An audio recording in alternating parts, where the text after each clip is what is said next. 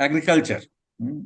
Agriculture का अगर आप देखें, यूपीए के दौरान जो है, मतलब अगर आप पिछले 25-30 वर्षों का इतिहास देखें, तो उसमें एक जो बहुत भयावह चीज शुरू हुई हिंदुस्तान में 90 के दशक में, और 90 के दशक के उत्तरार्ध में, 96 97 के आसपास जो है, आप देखते हैं। और अगर आप इसको 5 साल के जो पूरा फेज है, 90 91 से लेके अभी तक का आप लेके देखें, तो जो 5 5 वर्षों में बांट के देखें, कालखंड में बांट के देखें, तो उसमें जो है अभी तक 5 वर्षीय जो एक कालखंड के तौर पे आप देखें, तो 14 15 के पहले जो है, ये जो NDA 1 का जो पीरियड था, वो काफी चिंताजनक हुआ था। उस समय जो जीडीपी ग्रोथ रेट की दर थी, वो सबसे 80s से अगर आप तुलना शुरू करें, 1980 के दशक से, तो और आप 2014 15 तक आ जाएं, तो सबसे खराब पीरियड हो रहा है NDA 1 का। और उसमें एक बहुत महत्वपूर्ण कारण ये था कि कृषि व्यवस्था हमारी बहुत कस के चल रही थी। और वही पीरियड ऐसा है जब से जो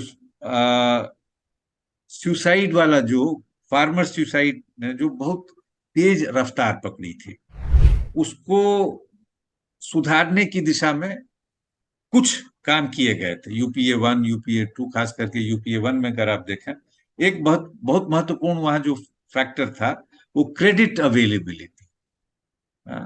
तो उसमें सुधार लाने की कोशिश की गई। उस पीरियड का अगर आप एग्रीकल्चर का पूरा देखें ग्रोथ 10 वर्षों में, और उसके बाद जो NDA 2 और NDA 3 वाला है, यानी कि पिछले 9 साल, उसका अगर आप देखें, तो निश्चित तौर पे एग्रीकल्चर की या कृषि के दृष्टिकोण से जो है, तो UPA पीरियड बेहतर लगता है। ऐसा नहीं कि कोई बहुत बेहतर, लेकिन हाँ, बेहतर लगता है। उसमें जो है, जो फार्मर्स को क्या प्राइसेस मिल रही हैं इस समय और उस समय, आ, उसका एक मापक ये होता है कि वो MSP जो अनाउंस करते हैं, उसके कितना करीब है या उससे कितना दूर है।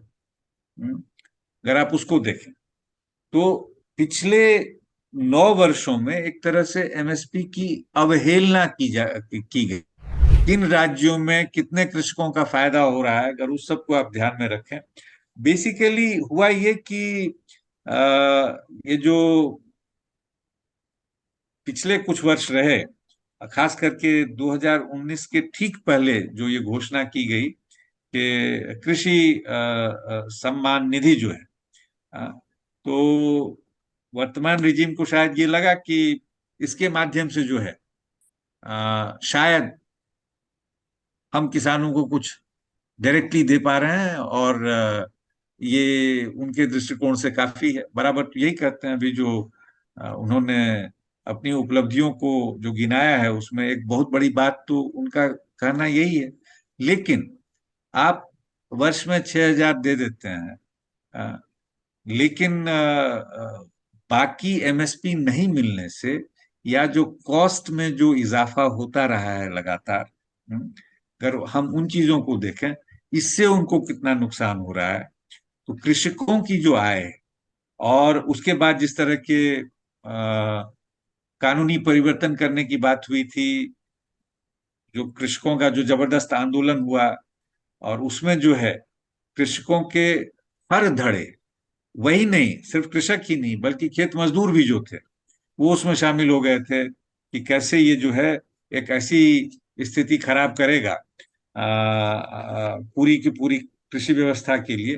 तो उसको लेके साल भर के बाद जो आ, सरकार ने जो प्रपोज्ड कानून थे, उनको वापस तो लिया ही लिया।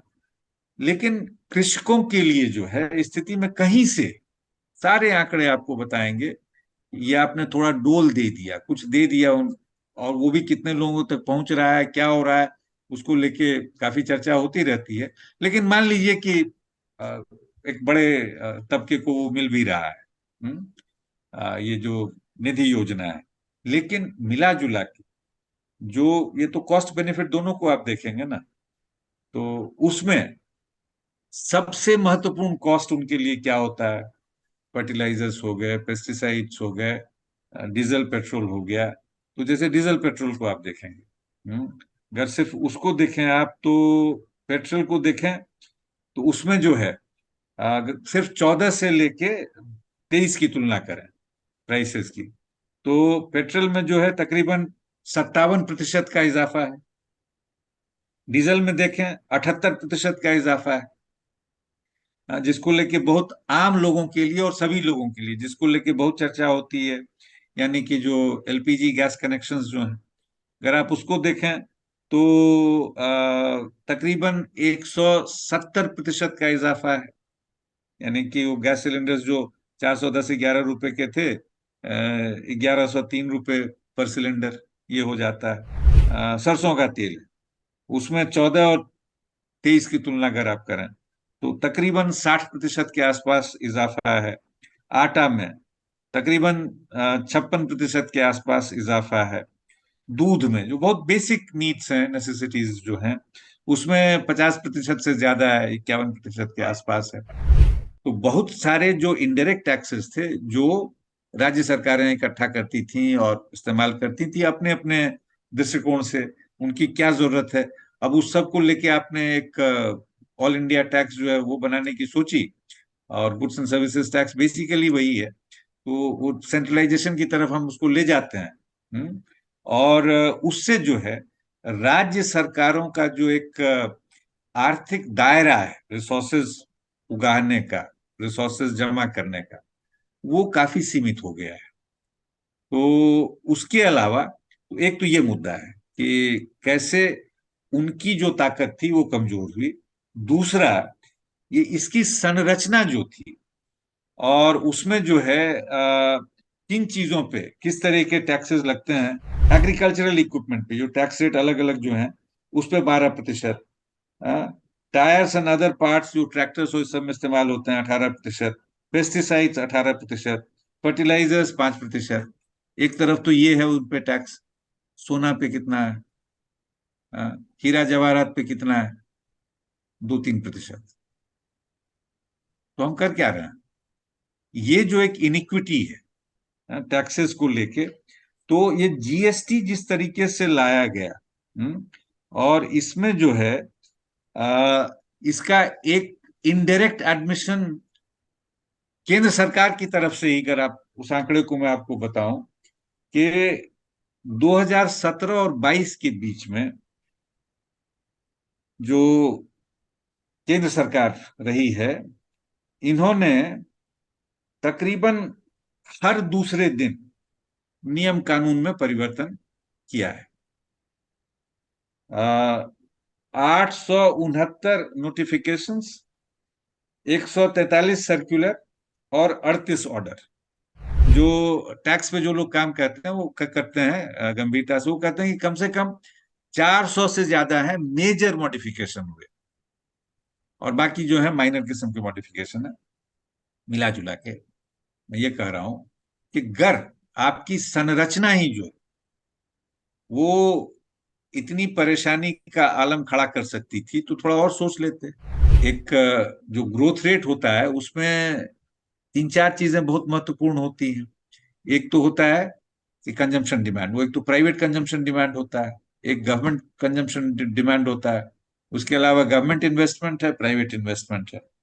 ये जो इंटरनल चीजें हैं, चारों पे हमारी क्या स्थिति हुई? आप यूपीए के जो एवरेज आंकड़े हैं, यूपीए में जैसे मान लीजिए कि प्राइवेट इन्वेस्टमेंट का जो था, उनके आखिरी वर्षों में, या यूपीए 2 का आप एक एवरेज निकाल के देख लीजिए, वो तकरीबन 25-26% के आसपास था।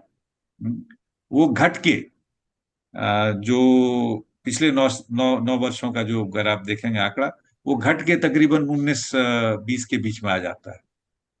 हाँ। तो इसके अलावा जो है, ये तो इंटरनल आपको हुआ, जिससे कि ग्रोथ को क्या दिशा मिल रही है उसका हम असेसमेंट करते हैं। और एक्सटर्नली अगर हम देखें तो एक्सपोर्ट्स और इंपोर्ट्स वाला है। हाँ, उसमें एक बहुत महत्वपूर्ण चीज जो देखने वाली है वो है कि हमारा, उसमें डेफिसिट का क्या कहानी बन रहा है। आप अगर 2000 के आसपास देखें, 2003-4 तक देखें, जो जिनके साथ ट्रेड में हमारा काफी महत्वपूर्ण एक हिस्सा है चीन। तो अगर आप उसको देखें कि क्या स्थिति थी तकरीबन 2003-4 तक, हम हल्के ट्रेड सरप्लस में थे उस समय उनके साथ। उसके बाद ये यूपीए सरकार के दौरान ही शुरू हो गया था, वो डेफिसिट बढ़ना शुरू हो गया, ट्रेड बैलेंस हमारा रेड जोन में जाने लगा। हाँ, और अगर इस दौरान हम इसको मिला के देखें, इस पीरियड में अगर मिला के देखें, वो डेफिसिट जो है वो आप बराबर आपको 50 बिलियन, 60 बिलियन, 70 बिलियन, ये जो एनुअल फिगर्स आपको मिलते हैं, ये क्यों हुआ है? वहां भी जो हमारी स्थिति काफी कमजोर हो गई है। मैंने एक बार आंकड़े देखे थे, 48 मेजर सेक्टर्स जो हैं ट्रेड के लिहाज से, जब उनको डिवाइड किया जाता है, तो उन 48 में 46 में हमारा डेफिसिट था, जो हमारे लिए बहुत महत्वपूर्ण सेक्टर्स माने जाते थे एक समय में। मसलन इलेक्ट्रॉनिक्स, मशीनरीज, इस सब में जो है हम रेड जोन में चले गए थे। हाँ, तो ये जो एक पूरी स्थिति बन रही है, निश्चित तौर पे एब्सोल्यूट फिगर्स को अगर आप देखें तो एक्सपोर्ट भी बढ़ा है, लेकिन हम्म। इंपोर्ट उससे ज्यादा बढ़ा है।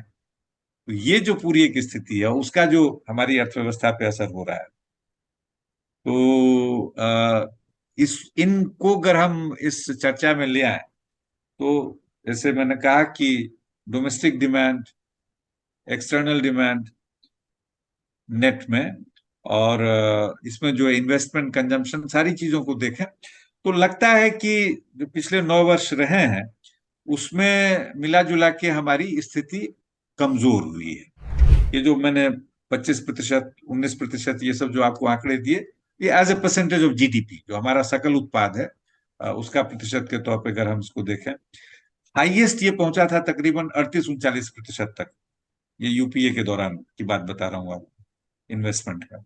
खैर वो एक आउटलायर था, लेकिन वो 30 से ज्यादा जनरली चल रहा था यूपीए 1 में। उसके बाद फिर उसमें थोड़ी सी कमी आती है, और फिर धीरे धीरे वो जो एग्रीगेट जो हमारा इन्वेस्टमेंट था, तो ये फिगर तो मैंने आपको प्राइवेट इन्वेस्टमेंट का दिया, लेकिन अगर सरकारी और प्राइवेट दोनों को हम जोड़ लें तो ये कहानी बनती है। अ, इस समग्र चर्चा में एक पहले हमने एम्प्लॉयमेंट की बात की थी, उसमें मैं आपको छोटी सी बात बताऊं जो इसको कंप्लीट कर देगा, जो एक संकट है हमारे सामने। अगर हम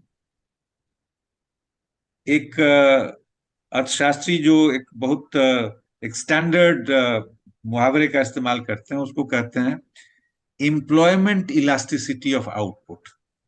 यानी कि प्रति 1% मान लीजिए इकोनॉमी में जो आउटपुट में वृद्धि हुई है, उसमें रोजगार में कितनी वृद्धि हुई है, तो उसका ये संकेत हमें देता है कि क्या हो रहा है। ओवरऑल 80, जो 1% आउटपुट बढ़ा तो उसमें एम्प्लॉयमेंट का क्या हिस्सा है ये? हाँ, उसमें जो है मतलब उसकी तुलना में रोजगार में कितना इजाफा होता है। तो 80 के दशक में अगर आप देखें, जो लेबर अब्जॉर्प्शन की स्थिति थी, यानी कि अगर मान लीजिए कि इकोनॉमी प्रतिवर्ष 5% से बढ़ रही है, तो उसकी तुलना में प्रतिवर्ष रोजगार में किस प्रतिशत से बढ़ोतरी हो रही है। तो ये इसको अगर हम एस्टिमेट करना चाहें, हाँ, तो एम्प्लॉयमेंट इलास्टिसिटी के दृष्टिकोण से अगर हम देखें तो हुआ ये है, और ये सिर्फ हिंदुस्तान की बात नहीं है, दुनिया के तकरीबन सारे देश इस समस्या का शिकार हो गए हैं। इसमें हो ये रहा है कि आ, ये आंकड़ा लगातार नीचे आता जा रहा है। इसलिए 80 के दशक के अंत में, उत्तरार्ध में आप देखेंगे एक परिभाषा, एक एक मुहावरा जो है वो बहुत ही प्रचलित हो गया था,